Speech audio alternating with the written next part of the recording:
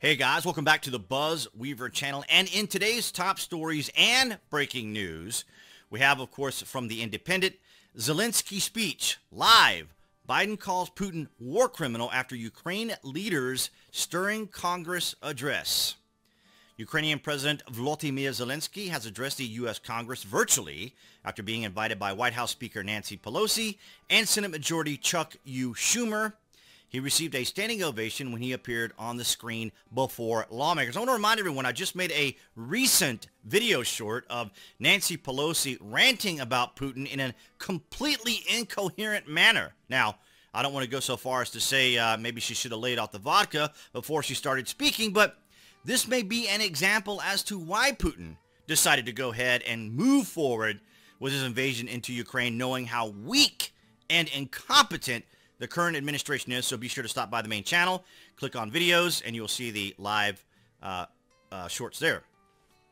During his remarks, he called on the U.S. to remember Pearl Harbor and the events in New York as it sees the people of Ukraine attacked and harmed by Russian forces.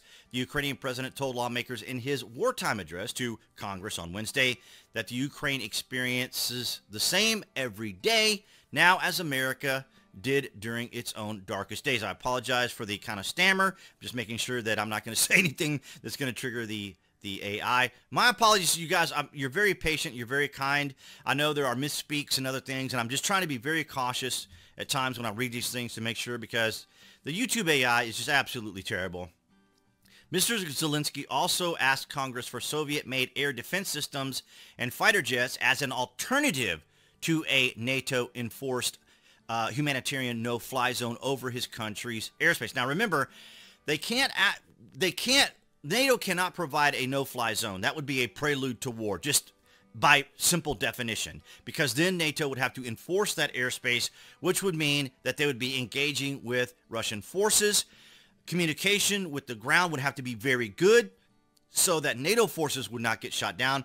Also, so that there would not be confusion over the various aircraft. But more importantly, I think they probably would benefit a lot from AWACS.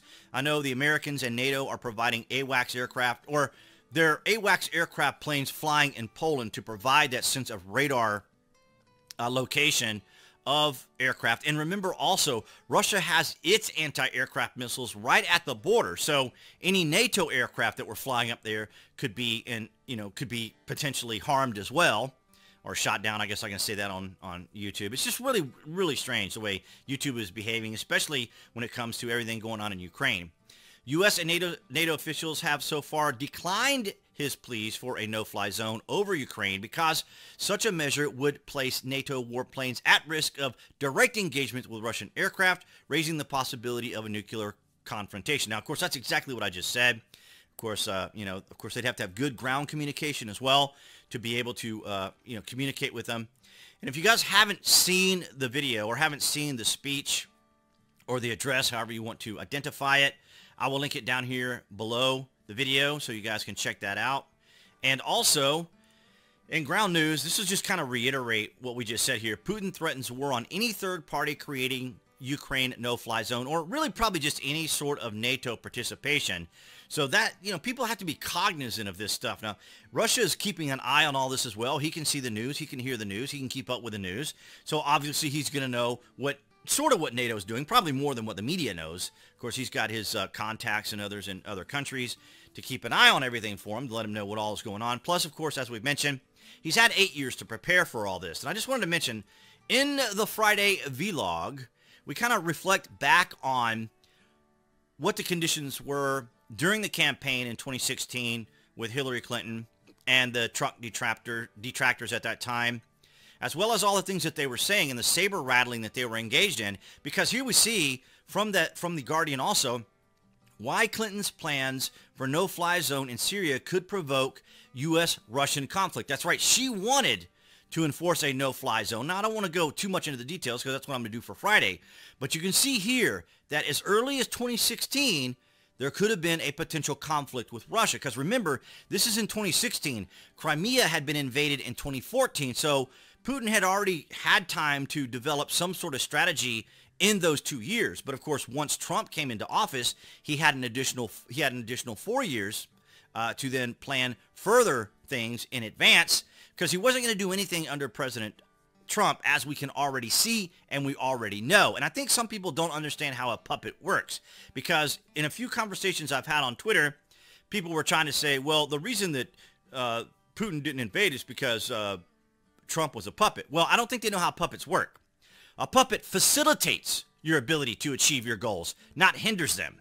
So clearly Trump was not a puppet, because it did not facilitate the ability for Putin to go into Ukraine at that time. It's very simple. It's just absurd argumentation that they try to present, not to mention inflation and interest rates going up as of today, as of this recording on Wednesday, March the 16th. So there's a lot going on here.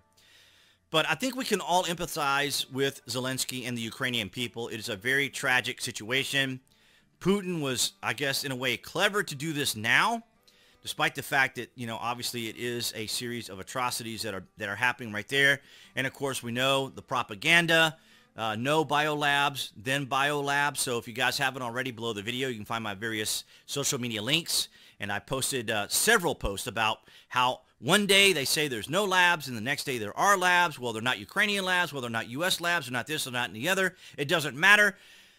The mainstream media, on both sides, if you want to say it, are engaged in propaganda. This is your fourth and fifth generational warfare tactics that are taking place, where they're utilizing the internet, they're utilizing cyberspace, they're utilizing social media, and of course, as you guys know, we covered this as well when it comes to TikTok, how the White House hired TikTok influencers to be able to obviously talk about gas prices and other things. Of course, some of these young people probably aren't very aware of it. They're very impressionable.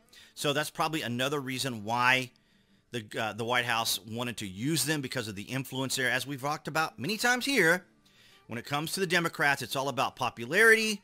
And then, of course, influence is their social currency that they use to get their points across. And if they have to, they'll resort to bullying and intimidation and underhanded kind of things, like we saw, for example, with the vaccine mandates.